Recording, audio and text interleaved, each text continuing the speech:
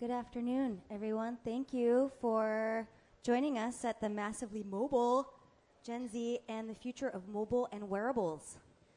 Our speaker here is the founder of Change Sciences, a user experience research and strategy firm for Fortune 500 companies and startups. Over the past 15 years, she's logged thousands of hours in the field, and she's run hundreds of UX studies on almost every type of site that you could possibly imagine. When she's not talking to strangers like you and me about their experiences online or sifting through messy data for patterns, she's busy writing and speaking about how to create better user experiences using data of all shapes and sizes. Ladies and gentlemen, please welcome Pamela Pavliscak. Thanks, you guys. Thanks so much. This is great. I'm so excited. And I see some friendly faces from networking. That's always good. So she didn't mention my spirit animal in that introduction. It's the otter. Some of you guys already know that. Okay, it's important. So I'm going to start with a story. And like all good stories, it starts at the mall. Who remembers the mall? When's the last time you guys have been? Yeah? I haven't been for ages, you know, because I'm not a teenager anymore. And I am in tech, so like you guys, I'm doing all my shopping online. And then I had kids, and they were small, and it's too annoying to go shopping with them because they're just like, please, please, please, please, you know, at every single thing that they see. But finally, you know, my oldest daughter, I have three, turned 11, and she's like, Mom, you've got to take me and my friends to the mall. And I said, oh, okay. Do I get a gold star for this, you know? And so I drove all of them to the mall, and taking three girls, one of whom is your own child, to the mall as a grown-up is a weird experience, right? It's kind of like flying a kite because you want to give them some lead, you know, and let them be free, but you want to kind of be able to rope them in, too, a little bit. And so I kind of, you know, in a friendly way, stalked them as they went through the mall, and they had a lot of fun, it looked like, and we met at the food court, of course, and we were having smoothies, and they're comparing their purchases, like all teen girls probably do, but they started to do something really interesting. They said, oh, you know, what pictures did you get? Oh, let me see. Oh, you got to delete that one. Oh, you know what? This one you should post on Instagram Direct, this, and this. This, let's use our shared account that will make a flipogram for, oh, what music should we use? And it went on and on and on for like 30 minutes, the whole drive back, the rest of the smoothies, everything. And we got home, and I said, wow, that was so interesting. I wish you could tell me more about that. And, of course, my daughter's like, Mom, don't study me. And so I said, you know, you're right. Okay, I won't study you. But this is what I do. And she actually captured this picture of me. Apparently, I look like a smiling idiot texting all the time when I'm doing it. And she's like, you look ridiculous. But I do a ton of field research. That's how I started out. My background's in human-computer interaction and a little bit of, you know, dabbling in design, but mostly research. And lately, it's been more and more exploring big data, like social listening and larger public data sets and things like that. So I wanted to say, okay, what can I learn by combining all of this together about this really interesting demographic that we don't really think that much about because we think, oh, they're digital natives. They just know everything, right? So this is kind of, I always like to make a diagram of our talks. I modeled this after a post-apocalyptic young adult fiction book where we're going to go through some trials together. And it's looking kind of grim in there, but I'm going for a Stockholm Syndrome effect where we all are trapped in here together and we come out of it with hope and everyday heroes and some new directions for how we think about the experience that people have with technology. So one reason immediately we should care about Gen Z is they're a super huge demographic. 25% of the world is 17 and under. what the hell? Why so many? You know, I puzzled over that. I mean, I'm contributing, I guess, but but not that many, right? And it's part of it is that we don't have one generation having another generation, right? So the boomers were really big. They had millennials, another big generation. These guys are even bigger because we have boomers, Gen X, and millennials having kids all at once. And so that's part of the thing that's going on. And whenever there's a new generation, of course, the media is really quick to characterize them. So I'm sure just looking out in the audience, we've got, how many people would consider themselves like a millennial in this audience? Show of hands. Yeah, some of you aren't raising your hands, but I see you. Gen Xers, yeah, that's me. We're a small generation, but we're big in UX. For some reason, we probably all like met at a rave in '92 or something like that. We can talk about that later. And then there's boomers, and I know there's some boomers here too. And you know, each generation is characterized by, you know, a few broad strokes by the media, right? It's like the boomers were, I'm going to offend everyone now. The boomers were like the me generation, and they were all about free love and Woodstock and LSD. And then Gen X were the slackers. Sure, they knew about irony, but their minds were ruined by MTV. And then the millennials, I mean, they had Alf and the Cabbage Patch Kids. It seriously fucked them up.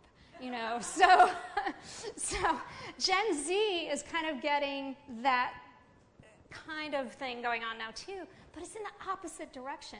It's, oh, Gen Z, they're so good. Drug use, way down. Teen pregnancy, way down. They're overweight, but they want to make a difference. They're into volunteering. They want to be entrepreneurs. And of course, we've always had teen entrepreneurs, right? But not on this kind of massive scale.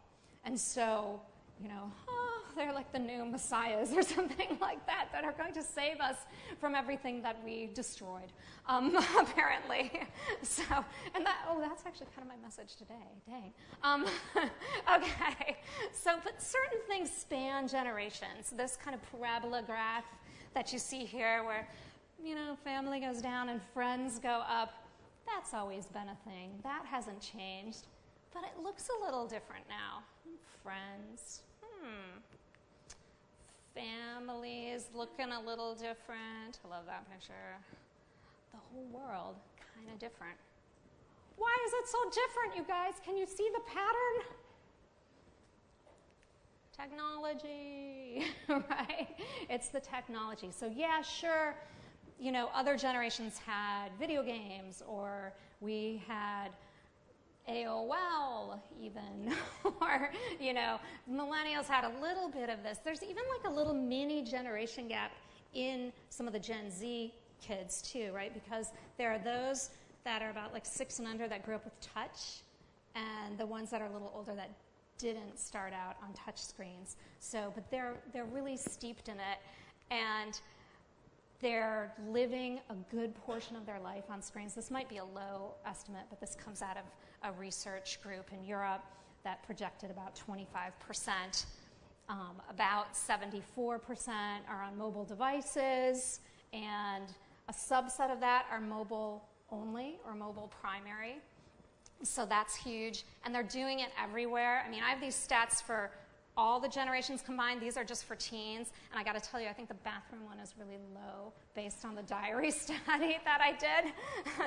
They're just not wanting to say it, but you know, the driving one is much higher than the adult one, so that makes me a little scared.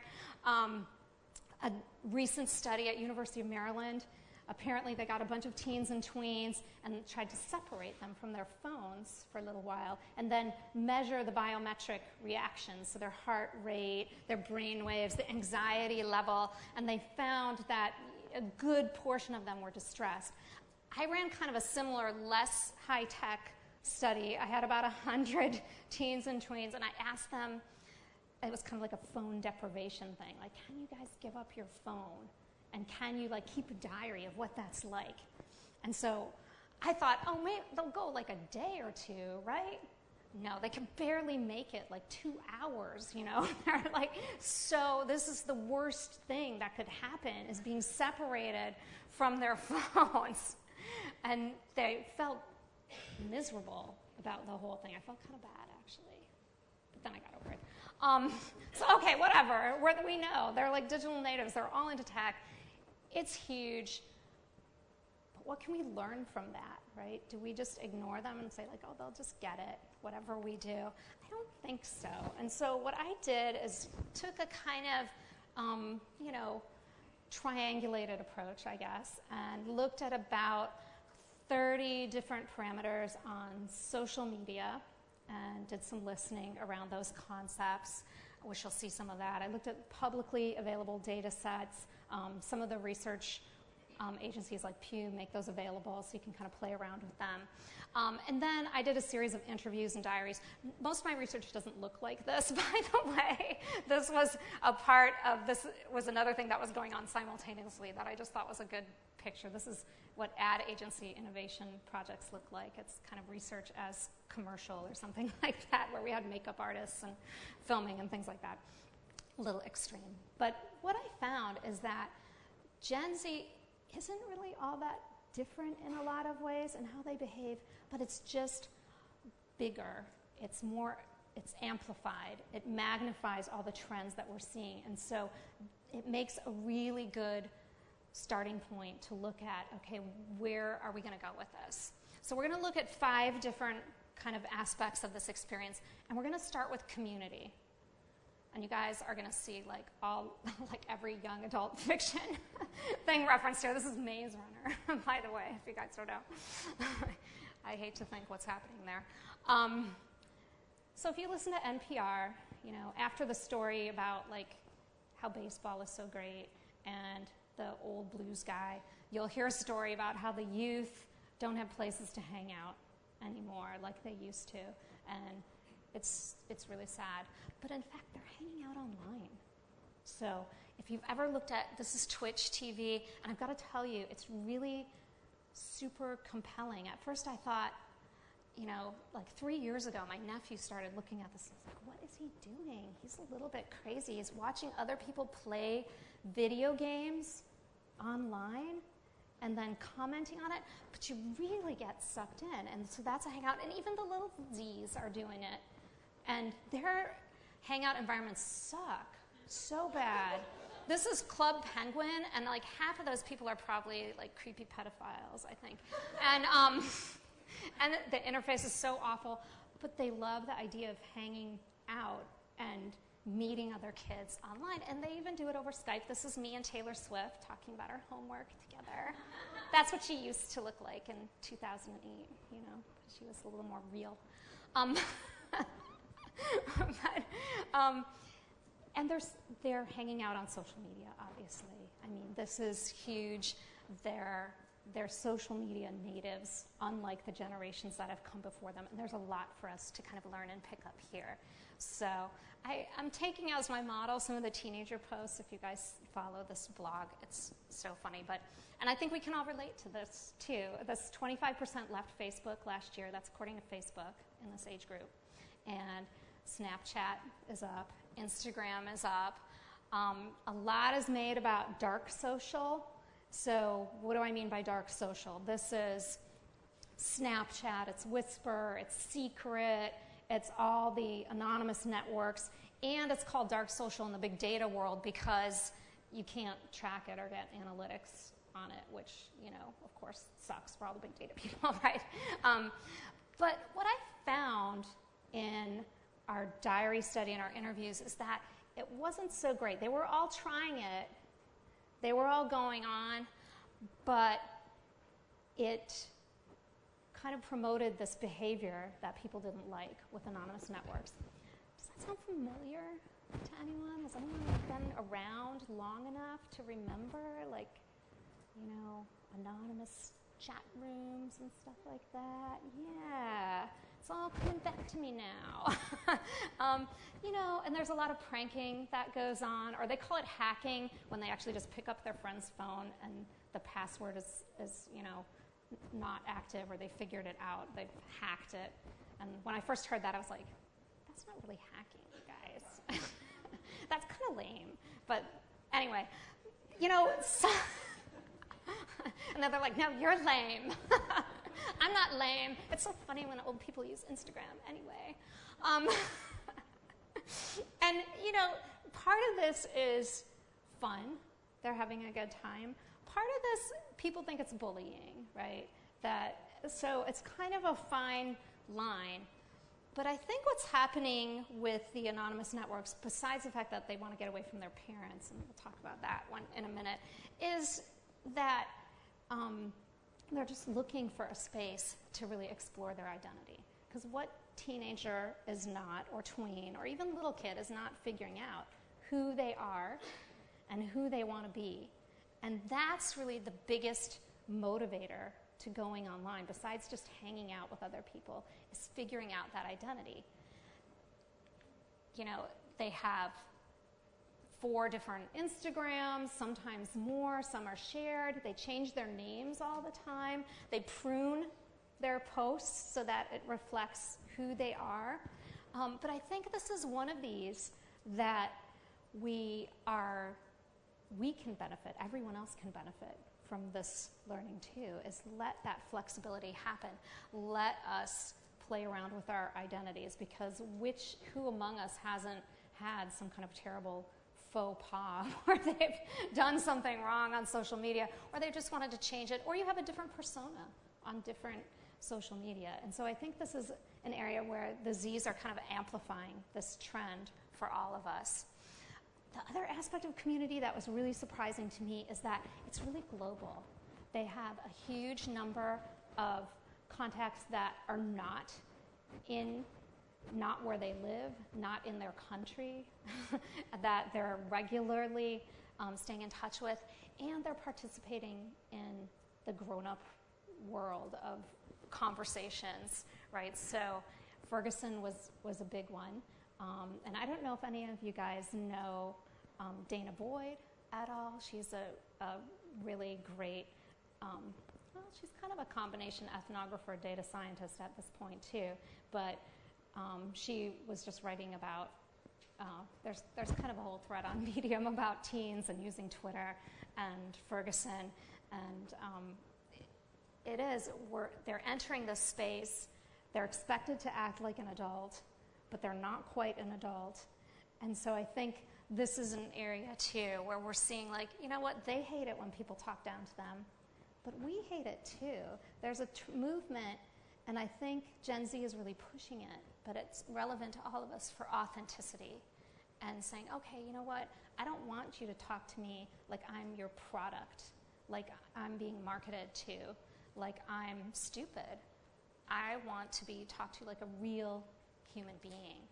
So then the final level of community, family, a little bit. I mean, they like their little sibs somewhat, but only kind of to share it with their friends and show how cute they are and stuff like that. So this is a very typical kind of sweet, kind of not sweet post. It kind of categorizes the feeling that most of them had towards their families. And they still are interested in their real friends. So this was a very interesting study that happened just last year, where teens were asked, well, would you give up all your social media friends for one real friend? And they said yes. So, and we see this on a smaller level. In my diaries, somebody submitted this, and I wanted to go offline a little bit. And you'll see this too if you look at social listening. There's a great deal of posts about how we need to be offline. We can't be online all the time. They're very aware of the fact that they're spending so much time on screen, and they want to connect sort of the real life and online divide. So what's the lesson for the future of technology about community? It's let us control the context. We're constantly time shifting and constantly context shifting in our use of community and how we associate with other people online. Whether we're Gen Z and we're doing it, we're like super social and we're connecting with everybody and we have all these different ways we're hanging out, but for everyone else too.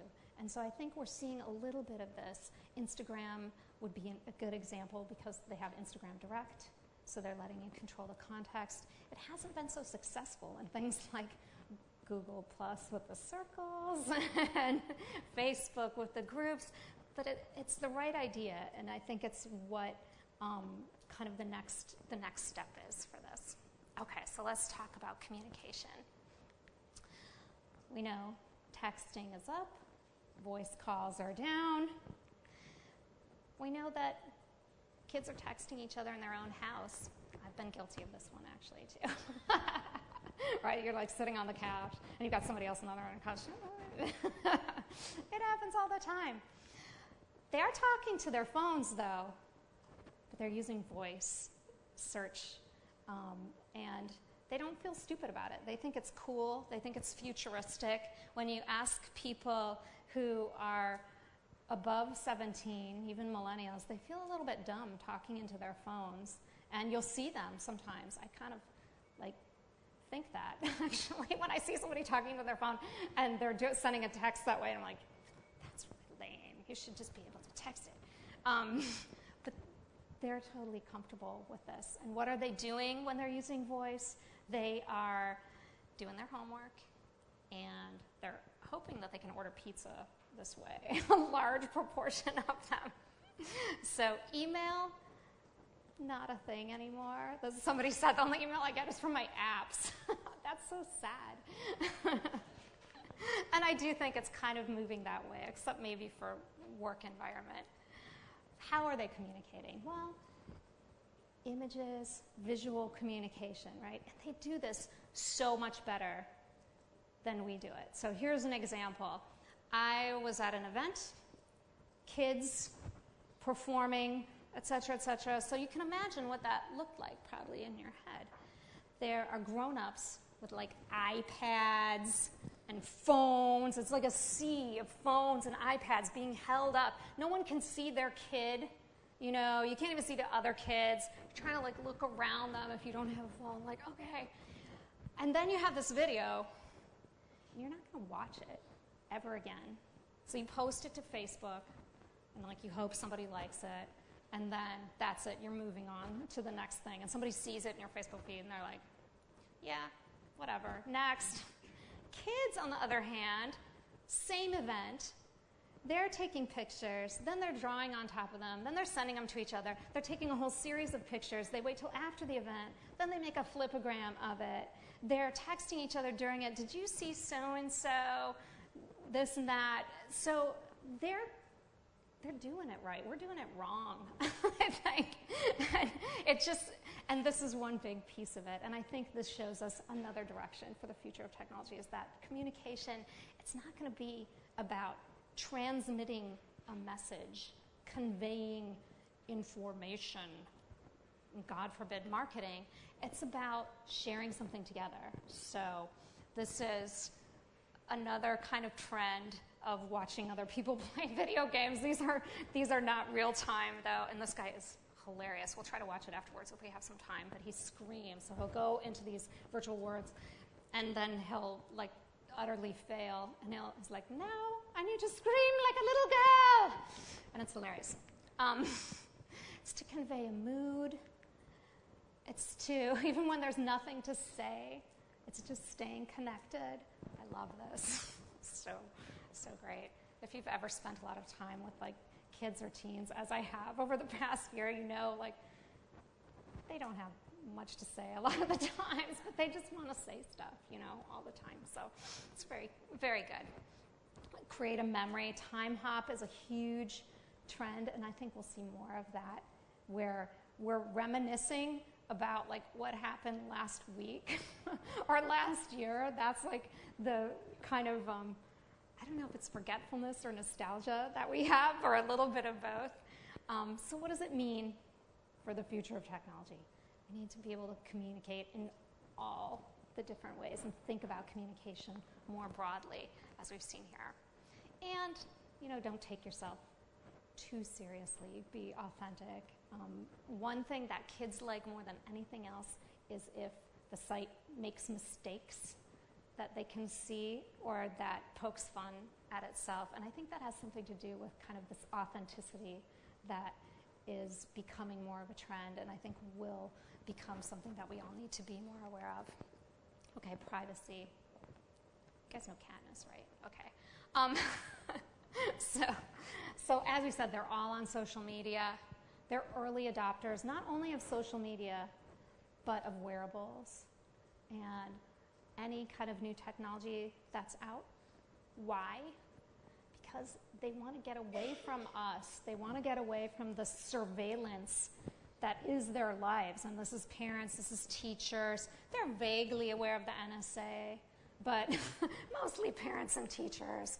And, you know, it's gone beyond, like, there's still kind of a movement. A lot of the teens I talk to, they're still like, I share a computer for my homework with my family, so I got to clear the browser history.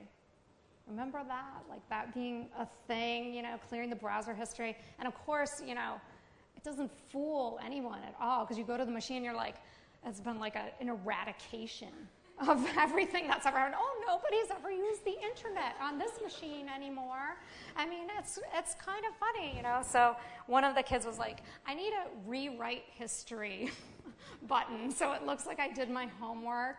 And it looks like I'm looking at educational sites and things like that.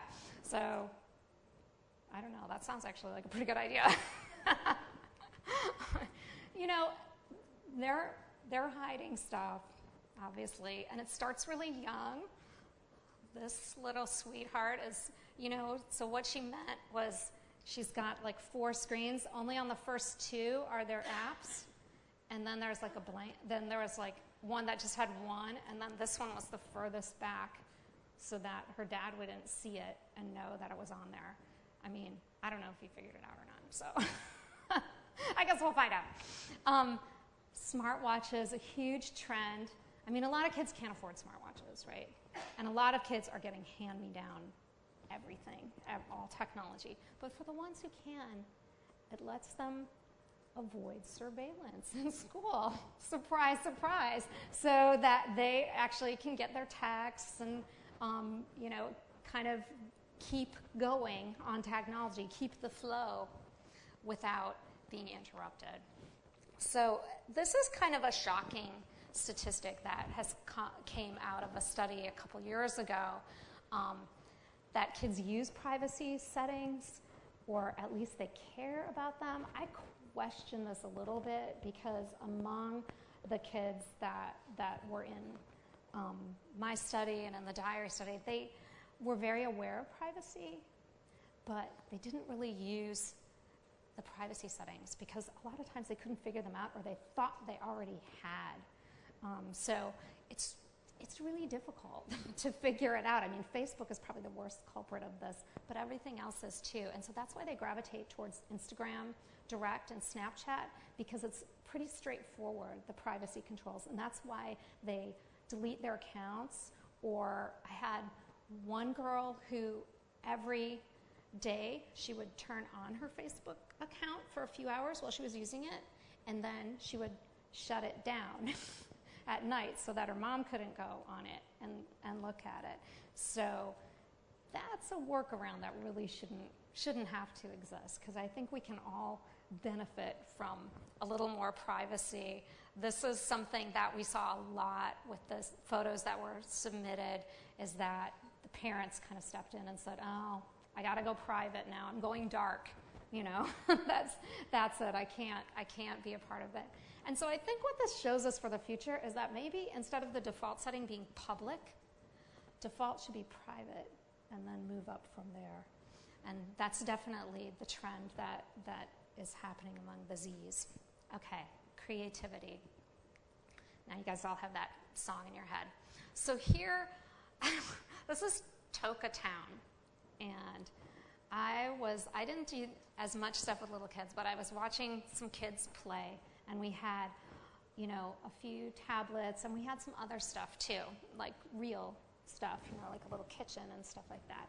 And so as they're playing with Toca Town and discovering it, they're each playing on their own, and they're comparing and competing and, making up rules as they go along so that the other one fails and they win. But then they started, kind of moving the furniture and bringing in the store, and then they're like, hey, why don't you play with us? And I'm like, I'm a grown-up. I want you guys to, just use your computers and get off my back so I can do my stuff. But then I did play with them, and it was all about, oh, well, you're doing it wrong. Let me tell you how to do it. But there was this, again, very fluid divide between what's happening on the screen and what's happening around them, to the point where there was almost no differentiation between the two. So remember, we probably all have this sense, whether we admit it or not, okay, I'm going to go online, and now I'm going to be offline. There's really not that anymore. And I think that's really important when we think about designing, that we are thinking a lot of times about how we're using it on here, and we're not really thinking about what happens when we step away or when we combine it with other things in the real world. They still get bored. This is kind of a narrative that we have right now, kind of a negative tech narrative that we have in the media, is kids aren't bored anymore. And that means that's not good, because they can't lay on their beds and daydream and sit around and complain and stuff like that. But they are really bored, and it does what it's supposed to do. It prompts them to be creative, but they're creative in new ways. Certainly they play around with Siri and with Kik, messing with them. And they get frustrated with it. I heard this a lot. I love these relatable posts because I heard a lot of these things, but they're a little bit funnier. But they don't want to read because they've got a device and it might have books on it. Not gonna do it. But they're doing other things. They're creating on screens. I had a lot of kids who were programming or making steps toward coding. They're making artworks and gifting them to their families. They're making, I don't know if this will play, they're making gifts for their friends. How cute. Adorable. How great would that be if you got something like that? You never will. It's so sad. They're very aware of their storytellers, like we all are, and they want to share that story and they want to create things. And they're still drawing on paper and stuff, but they're creating with technology. And I think that's the trend for the rest of us, is to leave it open-ended.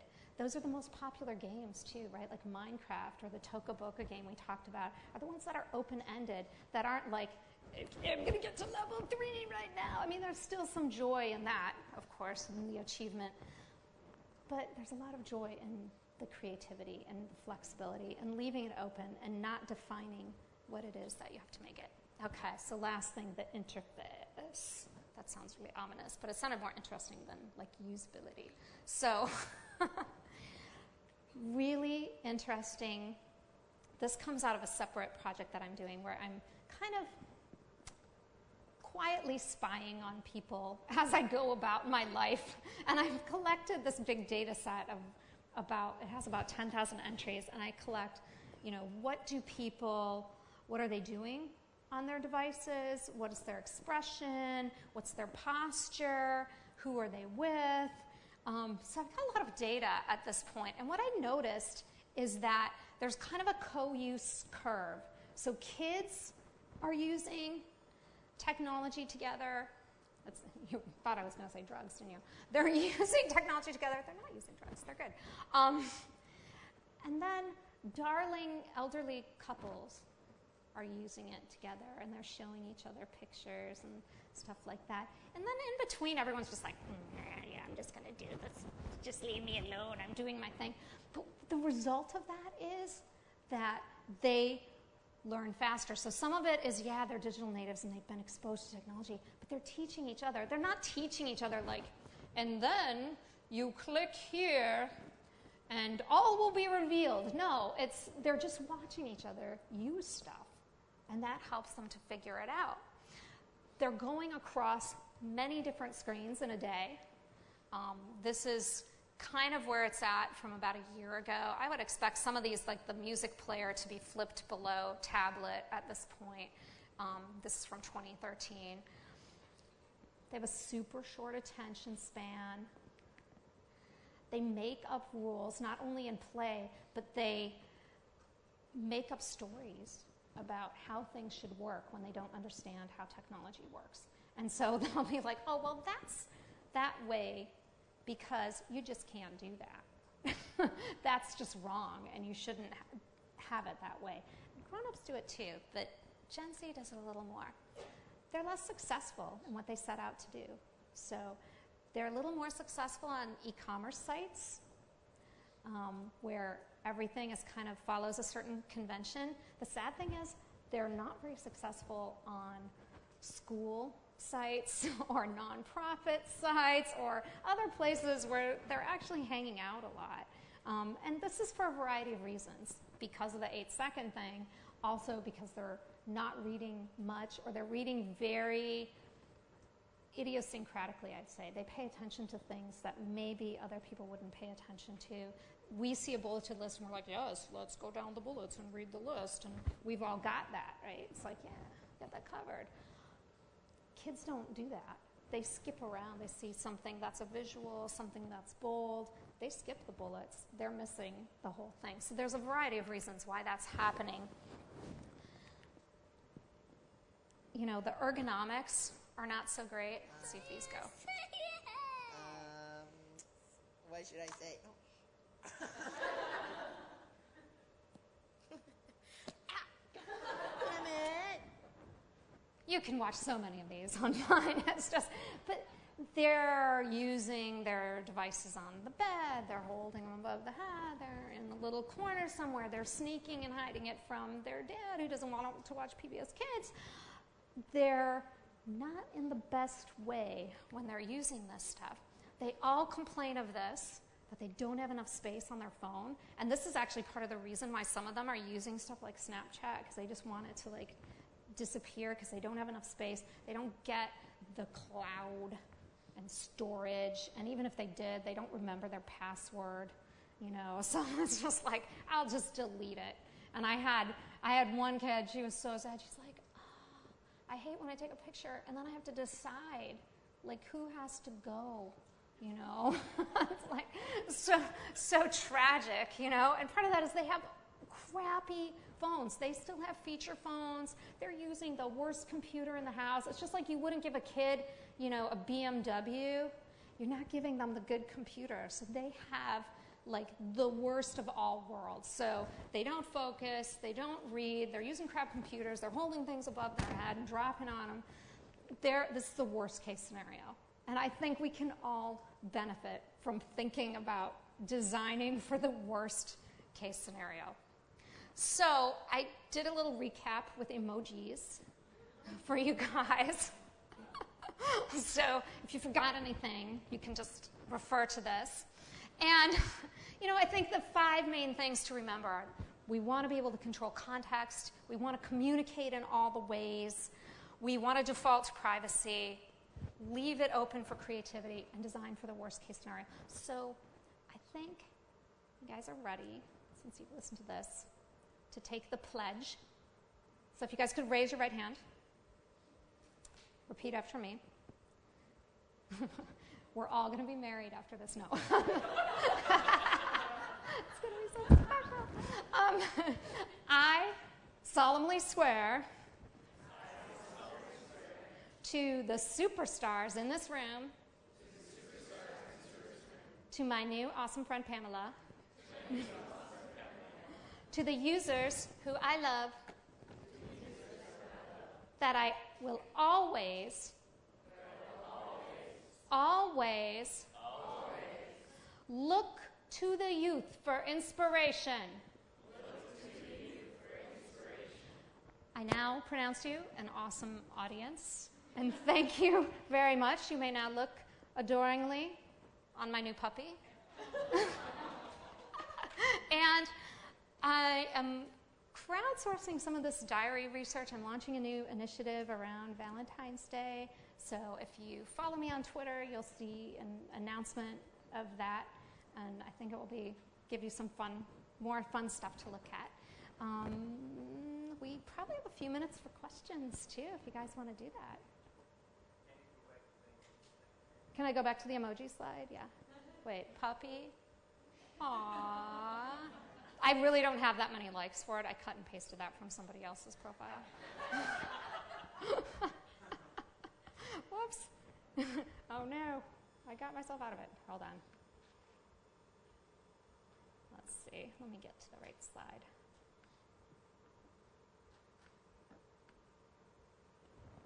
There you go. Yeah.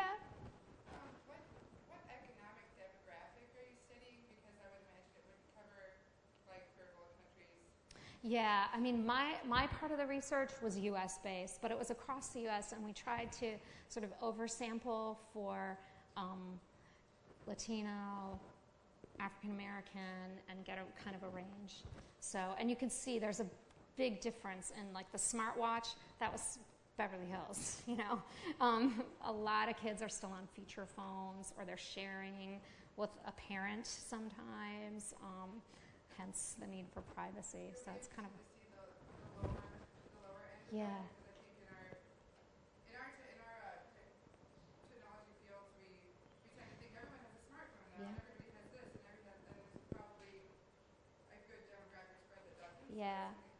And even the ones, I mean, it's kind of surprising, like even the ones who are not from, you know, wealthy or even middle class families, you know, they have something, but it's hobbled together. And then the ones who do have, you know, there are more funds available for technology, they're constantly like breaking stuff and losing stuff, so they get the worst of the worst. I mean, this just happened to me before I left. My middle daughter was like, okay, the littlest one wanted to get her iPad, and she's like, no, you can't get it. So she quickly changed her password. Then she couldn't remember it. And then I'm like, oh, shit, because her grandpa gave her the machine. It's like all registered in his name. Oh my God, I'm going to have to go to the Apple store. And that distresses me because they're really weird there. So they stand a little too close. Okay, so any other questions? Yeah. You mentioned how disease will skip like this. Yeah. So what is it that's so if you're designing for Yeah. that demographic, Yeah.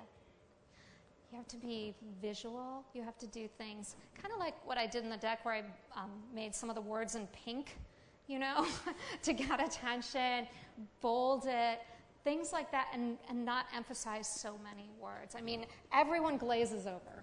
Every age group glazes over when I see big blocks of text anymore. And I definitely had Zs who were reading stuff. I mean, some of their diary studies were like The Bell Jar and Metamorphosis, some of the older ones. So they are reading for pleasure, but just not like websites and stuff like that. So that's just not going to happen. And they're very skeptical. I mean, these are kids who have seen, I saw one study where they're seeing about 500 marketing messages a day on average. And so they are just like, their BS radar is set to high. And so they're not going to look at your shed. They really aren't. It has to be something that's relevant to them. And so like small, authentic stories, things where they can contribute their story, also can get their attention and get them reading a little more. and I think it's also depending on the medium. You had a slide of Altina Stars, Yeah. which is one of the bestsellers amongst teens. Yeah.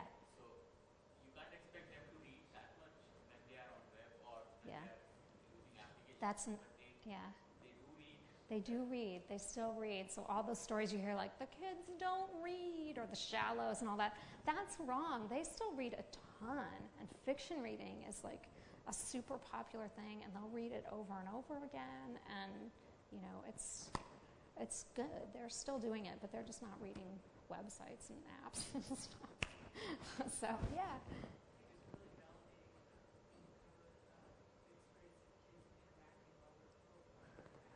Yeah.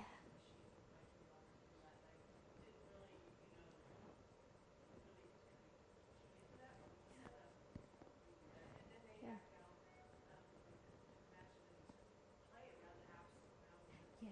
No, I saw that with my daughters a couple years back. They had the iPad baby, and then they had real baby dolls, and it was just like no difference, you know.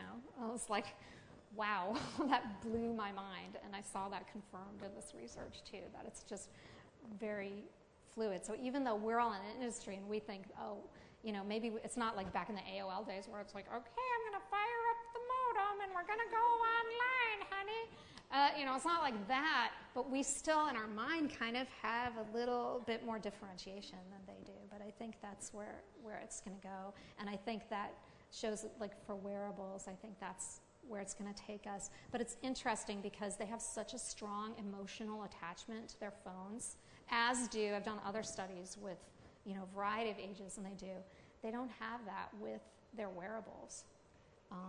And I don't know if it's because the wearables still suck so bad and they're not easy to use, or if it's because they take it for granted because it's on them. Because with their phones, you know, it's my best friend. I would marry it if I could. It knows all my secrets. It's with me all the time. You know, they're taking care of it almost like a baby. You know, it's very strong. We're touching it all the time, and I think that has an impact, right? Because there's such a strong kind of emotional connection when we're touching something, even a phone maybe.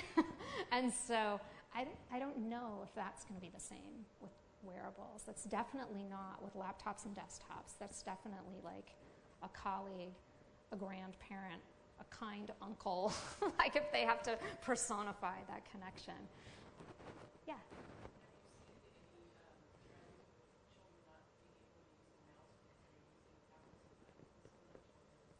Only among the young kids, but it's always been like that, because that kind of abstract thinking where you're moving something here and it's moving something over here, and the coordination that it takes to do that, I think you have to be about 4 or 5 really to do that.